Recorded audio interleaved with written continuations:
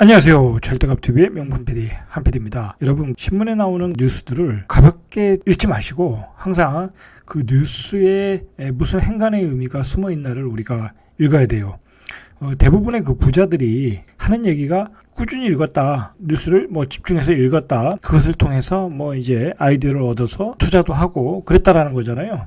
자, 그런 점에서 우리가 크게 이슈가 되는 뉴스들은 반드시 중요한 의미를 파악하고 있어야 돼요. 왜냐하면 그 뉴스가 앞으로의 흐름을 좌우하는 기준점이 되는 거거든요. 나오는 뉴스 그냥 흘려보내지 마시고 그렇구나라고 그냥 가볍게 생각하지 마시고 거기에 무슨 의미가 있는지, 이게 주식시장에 어떤 영향을 줄 건지, 부동산 시장에 어떤 영향을 줄 건지, 이것으로 인해서 나의 투자는 어떤 방향으로 가야 될지, 줄일지 늘릴지, 적극적으로 할지 소극적으로 할지, 그런 것들을 판단하는데 좋은 자료니까 항상 뉴스 기사에 집중을 하셔야 될 것 같아요. 저도 이제 그 유튜브에서 최근 제가 유튜브를 많이 제작을 하는데 기본이 되는 게 핫 이슈들이에요. 이런 것 독자들이 좀 알아야 된다. 앞으로 중요한 이정표가 될 수 있다. 이것으로 인해서 앞으로 주식시장, 부동산 시장은 앞으로 어떤 방향이 달라질 수도 있다. 추세가 달라질 수도 있다. 그런 기사들을 가지고 정리해서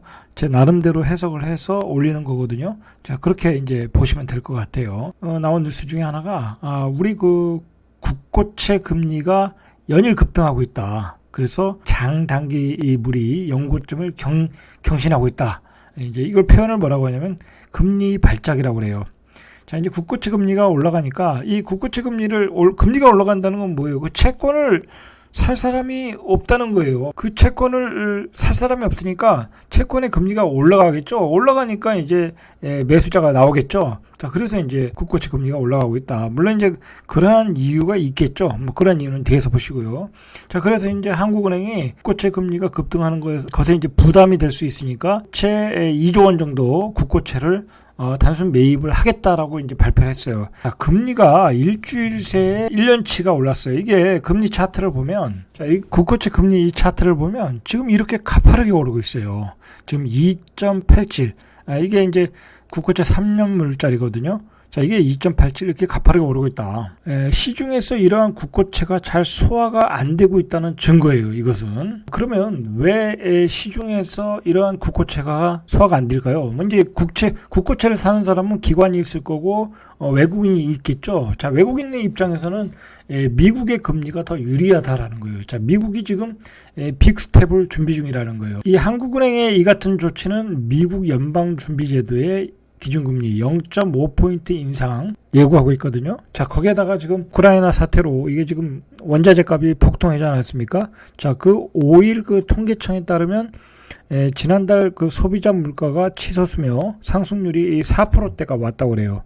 자, 그러니까 이제 이 국고채 금리가 이러한 두 가지 원인으로 인해서 폭등하고 있다라는 거예요. 금리가 너무 폭등하고 있다는 거예요. 금리를 좀 가라앉힐 필요가 있겠다. 자, 그래서 한국은행이 개입을 했다 라고 보시면 될 것 같아요. 지금 미국이 얼마나 지금 급하냐면은 지금 미국 투자은행들이 이 연준이 오는 5월과 6월 FOMC에서 두 차례에 걸쳐 기준금리를 각각 0.5포인트. 자, 이렇게 되면 두 달 새 금리가 1%가 올라가는 거예요. 자, 그렇게 되면 올 연말 미국의 기준금리는 2%까지 상승. 자, 현재 국내 기준금리가 1.25%. 자, 미국과 우리나라의 금리 차이는 0.75포인트예요. 그렇게 되면 어떻게 됐어요? 외국인들이 우리나라 국채를 살 일이 없겠죠. 자, 그러니까 미국으로 돈이 다 빨려 나갈 수 있는 거예요.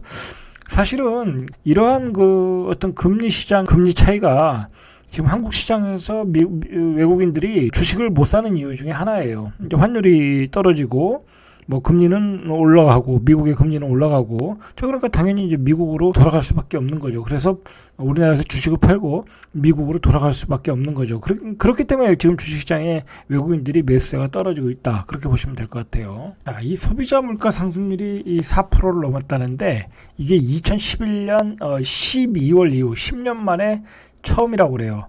지금 이러한 단기금리의 급등에 따라 이제 보통은 장기금리가 더 높은 건데 이 기간이 길어지니까 당연히 이제 장기금리가 더 높아야 되는 거죠. 근데 지금 단기금리가 장기금리를 역전시켜버렸다는 거예요. 그래서 장단기금리가 역전됐다.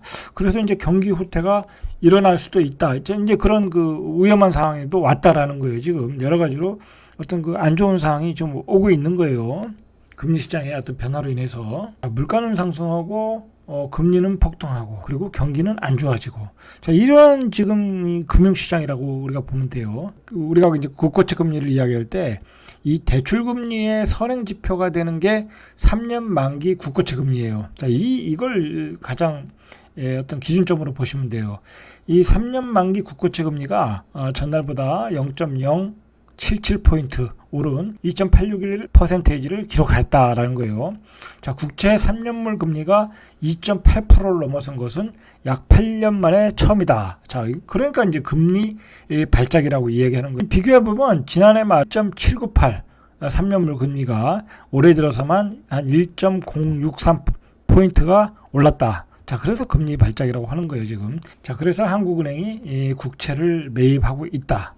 자, 금리의 오버슈팅이 시장에 부정적인 영향을 미칠 것으로 판단해서 단순 매입을 결정했다고 김인구 한은금융시장국장이 이야기했어요. 자, 지금 3년물, 5년물, 10년물, 30년물 자 모두가 최고치를 기록하고 있어요. 지금 3년물, 5년물, 10년물, 30년물 장단기 금리들 모두가 연중 최고치를 기록 중이다. 자, 10년 만기 국채 금리도 3.1% 돌파, 5년 만기 금리도 3%를 넘었고 전 구간에서 금리가 상승 중이다. 자, 이게 이제 국고채가 있고 금융채가 있고 여전채라는 게 있는데 카드사와 캐피탈 같은 제2금융권 여신 전문 금융회사 자금 조달 상황이 급격하게 나빠지고 있다. 이 여전채도 올라가고 있다라는 거예요. 전부 다 올라가고 있다라는 거예요, 지금. 자, 그래서 이 카드사가 자금을 조달하는 거의 유일한 그 여전채 금리도 이달 들어 7년 8개월 만에 처음으로 3%대를 넘어섰다. 자, 이렇게 되니까 신용카드에서 급전하시는 분들도 카드론 이것도 역시 이제 이자가 올라가게 되겠죠. 그러면 이렇게 금리가 상승하는 원인은 뭐냐? 뭐 앞에서도 얘기했듯이 시장에서 매파적 행보를 보이는 미 연방준비제도의 빅스텝. 자, 그거에 따라 한국은행도 금리 격차를 줄이려면 금리를 올려야 되거든요. 그리고 이제 추경 예산을 좀 50조 정도 생각하고 있지 않습니까? 자, 그러면 50조를 또 국채를 발행해야 돼. 이거 국채를 어떻게 소화해야 되겠어요? 소화가 잘 안 되겠죠? 그러니까 당연히 금리를 올려줘야 또 소화가 되겠죠. 그러니까 금리가 올라가고 있다라는 거예요. 추경, 편성 계획 등으로 어떤 상승 압력. 자, 그리고 우리가 이것도 생각해야 돼요. 이 차기 총재로 지목된 한국은행 총재로 이창용 하는 총재 이 후보자가 어떤 성향이냐라는 거예요. 어떤 성향이라. 자, 이분이 이 매파적 성향을 가지고 있다라는 것. 긴축 재정을 성향을 가지고 있다. 자, 그리고 국무총리 후보도 긴축 재정을 국정과제로 삼는 분이에요. 그러니까 한국은행 총재, 국무총리 두 분 다 매파적이라는 거예요. 자, 그러니까 긴축으로 갈 수밖에 없고 금리 상승은 뭐 갈 수밖에 없다라는 거예요. 금리 상승으로 갈 수밖에 없다. 자, 그리고 이제 미국의 연준이 5월달, 6월달 지금 그 빅스텝 행보를 예상하고 있잖아요. 자, 그러니까 이제 그거에 대한 부담감도 있는 거죠. 자, 우리 금리도 이제 5월달, 지금 4월달은 어렵고 5월달에 금리 인상을 예상하고 있어요. 자, 왜냐면 금리는 이제 금융통화위원회에서 결정을 하는데 이 한국은행 총재가 업무를 시작하는 게 5월이라고 그래요. 그리고 미국도 5월 중에 빅스텝 행보를 미국도 5월 중에 또 금리 인상 예고를 하고 있고 자, 그걸 지켜본 뒤에 금리 인상을 할 가능성이 높다라고 전문가들은 이야기하고 있어요. 그러니까 우리나라 기준금리도 올라간다라고 보시면 될 것 같아요. 앞에서 봤듯이 긴축이고 기준금리는 계속 올라가고 국채금리도 올라가고 자, 그래서 이 주담보가 이제 연말 정도 되면 7%, 8%가 나온다는 거예요. 지금 벌써 이제 상단에 5.8% 거의 6%대가 나오고 있거든요. 은행별로. 자, 그러니까 6%대가 되니까 주담보 대출이 잘 안 나간대요. 그러니까 제가 얘기하지만 이게 3% 주담보와 6% 주담보는 지금 그 집값이 많이 올랐기 때문에 6%대가 되면 집을 사기가 어려워요. 대출을 받아서. 뭐 소득이 한계가 있는데 안 나가겠죠. 연끌하기도 어려워요. 이제 신용대출 금리도 올라간다고 하니까 카드론도 올라간다고 하잖아요. 자, 이럴 때는 역시 이제 현금을 많이 가지신 분들은 이제 은행 예금이 이제 유리한 상황이 되고 있어요. 다시 이제 은행으로 리턴해서 들어가겠죠. 금리가 올라가면. 이게 보시다시피 이제 윤석열 정부와 인수위는 대출을 풀겠다고 이야기했어요. 공약을 했으니까. 자, 풀어도 쉽지 않다라는 거예요. 왜냐면 풀어도 주담보대출이 안 나간대요. 자, 그러니까 우리가 생각을 해봐야 돼요. 보통 이제 부동산 상승론자들이 대출을 많이 풀어 집값이 상승할 것이다. 그렇게 얘기하잖아요. 금리 인상에도 집값이 상승할 것이다 라고 얘기하잖아요. 근데 현실적으로는 안 그렇다라는 거예요. 6% 7%대가 돼버리면 그걸 감당을 하기도 어렵고, 감당하기 어려우니까 주담보대출이 안 이루어진다라는 거예요. 그 은행이라는 게 이제 그 대부분이 그 수익성에 민감하거든요. 그걸 배당을 줘야 되니까 주주들한테. 자, 그러면 은행은 돈을 많이 가지고 있는데 뭐 사실 은행이 가지고 있는 돈이 자기 돈이 아니잖아요. 다 빌려온 돈이잖아요. 빌려온 돈인데 그 대출이 안 나가면 손해가 나잖아요. 그러니까 그 심지어는 지금 은행들이 이 금리 인하를 하겠다라는 거예요. 자체 마진을 줄여서 금리 인하를 하겠다라는 거예요. 카카오뱅크 같은 경우에는 지금 주담보를 3%대로 내놓겠다고 그러잖아요. 그러니까 뭐 마진을 아주 적게 가져갔다는 거예요. 심지어는 뭐 적자까지도 생각하면서도 그렇게 공격적으로 하겠다는 거예요. 그만큼 대출 시장이 부동산 대출 시장이 금리가 올라가면서 경색됐다라고 보셔야 돼요.